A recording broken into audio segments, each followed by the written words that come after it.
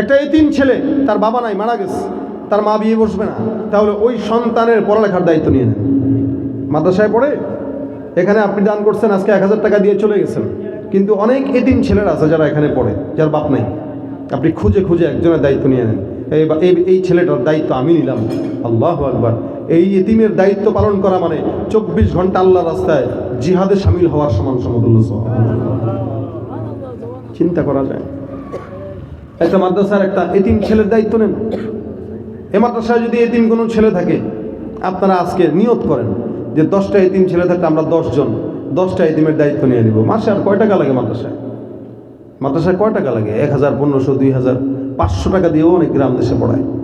আপনি যদি বলে করেন 1000 টাকা লাগে, বছরে 12,000 টাকা, এই 12,000 টাকার বিনিময়ে যদি 24 ঘন্টা জিহাদে থাকার সওয়াব পান, লস আছে কোনো?